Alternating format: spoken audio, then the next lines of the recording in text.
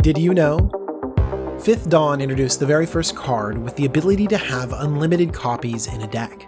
That card was Relentless Rats. Right from the get-go, Relentless Rats was a very popular creature, especially for casual players.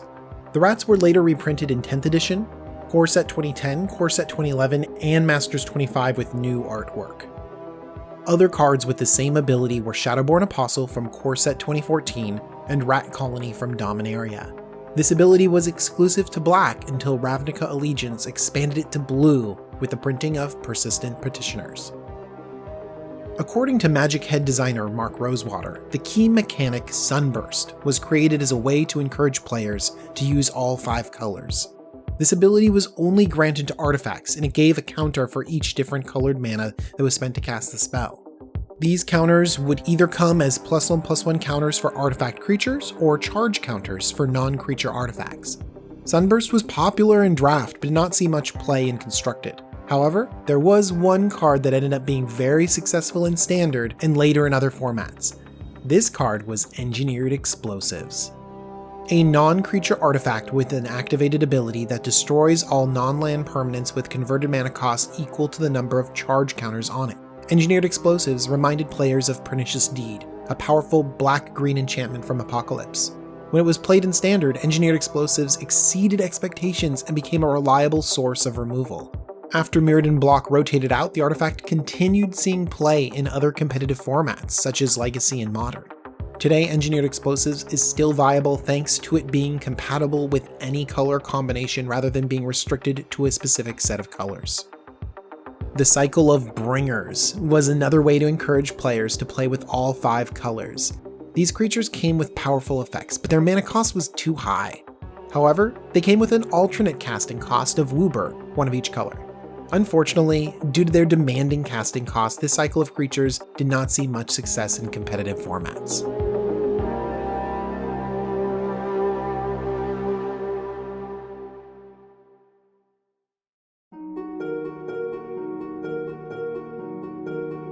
The other new mechanic introduced in Fifth Dawn was Scry, considered to be one of the best keyword mechanics ever created. Scry lets the player look at cards from the top of their deck equal to the Scry number.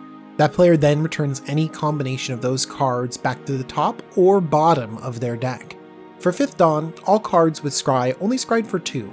However, the Scry number would change when the mechanic returned in later sets. Out of all the cards in Fifth Dawn with the Scry ability, the most popular among them was Serum Visions. This sorcery spell was reminiscent of Brainstorm, however not nearly as good. Despite it not being as powerful as its predecessor, Serum Visions did see some play when it was in Standard. Many years later, Preordain from Core Set 2011 was printed. This spell was essentially the same as Serum Visions, but it scryed before drawing a card rather than after. This minor change made Preordain a much stronger card. As a matter of fact, Preordain became too good that it was banned in Modern. Because Preordain and Ponder are banned, Serum Visions is now the default cantrip spell for blue decks in Modern. In 2018, Krark Clan Ironworks emerged as a formidable combo deck in Modern, but the deck actually started in 2004, when the card was legal in Standard. Dubbed simply as KCI, Krark Clan Ironworks works similarly to a previous combo deck called Eggs. Without going too far into how the combo works, KCI's goal is to assemble its pieces. Then once KCI hits the board, sacrifice those pieces to gain a bunch of mana. Then with that mana, the player can do several things. When it was in Standard, KCI would typically win with Mirror Incubator to either attack with a bunch of 1/1 artifact creature tokens or to sacrifice those tokens for more mana to fireball the opponent. In Modern, it's similar, except it ran a more recursive route with Mirror Retriever and Scrap Trawler. Decks like these are notorious in Modern and eventually get banned. After a year of dominating the format, KCI finally met its demise on January 21st, 2019, when its namesake was banned.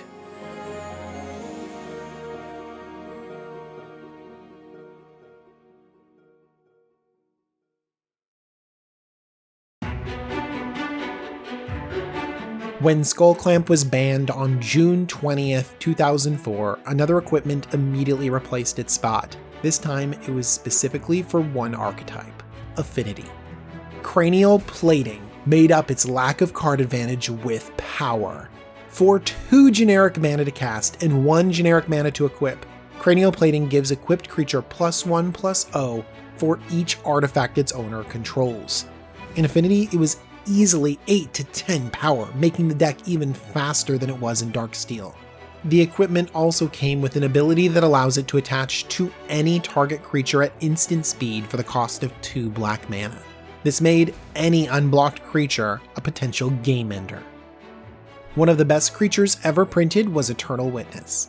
It was initially used in Astral Slide decks and Tooth and Nail as a way to continuously recur key pieces over and over. Thanks to its versatile ability to return any card from the graveyard back to its owner's hand, Eternal Witness dominated the standard format.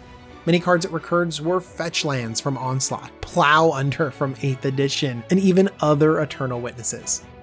Today, you can occasionally see Eternal Witness appear in games of Modern or Commander.